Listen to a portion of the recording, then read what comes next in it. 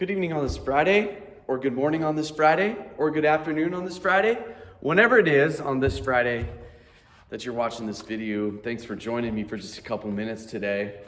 You ever have an idea where you just thought it sort of seemed so outlandish, you just never thought it could come to fruition?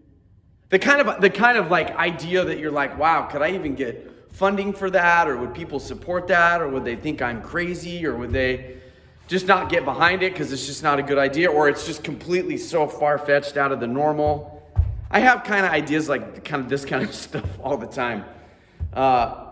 Some of you know my personality is such that I have activator in one of my top 5 strengths, and one of those things is I'm sort of a ready, fire, aim kind of guy. I get an idea, I get ramped up and excited about it, and then when I start talking to a few people out, I'm reading their body language and hearing their thoughts about it and beginning to sort of catch whether or not people would buy in, and sort of my action sometimes is oriented with the motivation I see around me. But here, so often, I wonder how often we've been given a God-sized vision or an idea or a concept from God that we allow the others around us to determine whether or not we should pursue it. Something to ponder, something to reflect on.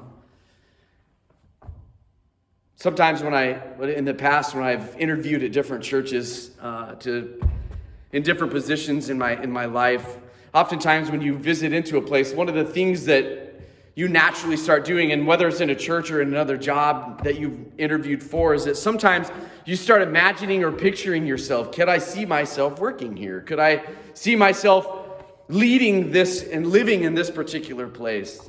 And sometimes you begin to sort of imagine and envision what that would look like, what that could feel like. Even the prospect of you becoming a parent was the same. It's like I had all these ideas and concepts and things of what it meant to become a parent, and I anticipated, was excited about those. And I'll tell you, as a parent, some of those visions have just far exceeded all of my hopes.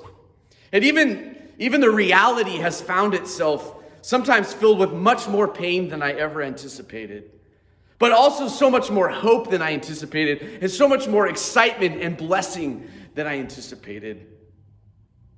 In this text, Abram's had this encounter with God, and God takes him outside and begins to talk to him about how he's going to have a child. And I can only imagine what Abram was envisioning in those moments. Could I actually envision, with so much hopelessness and pain and loss, could I even envision what it would like to be a dad?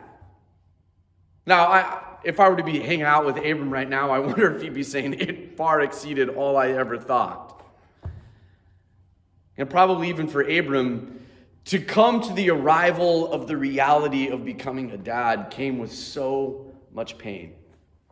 I wonder how often our vision for those kinds of things are the realities of our own lives. Perhaps God has been giving to you a God-sized vision, a God-sized imagination, a creative idea or concept. And you're sort of been wrestling deep within yourself. Should I do this? Should I pursue this? Is this really of God?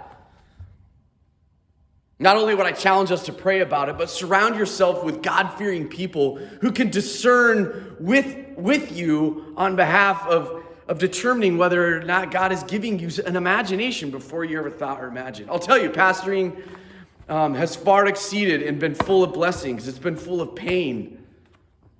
But so often, the vision that we have so far exceeds what our imagination can even envision it to be.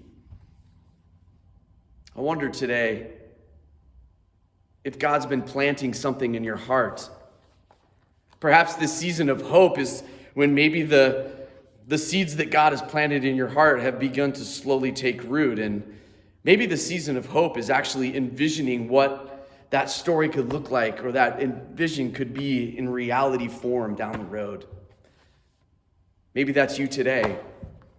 But may we be the kinds of people that don't settle, because God wants to give us an imagination far greater than we could ask or even imagine. Maybe God is doing that in you, maybe in me, maybe in the kingdom, in the world we find ourselves in today. Let's be big imaginators, because God wants to fulfill his kingdom in and through us.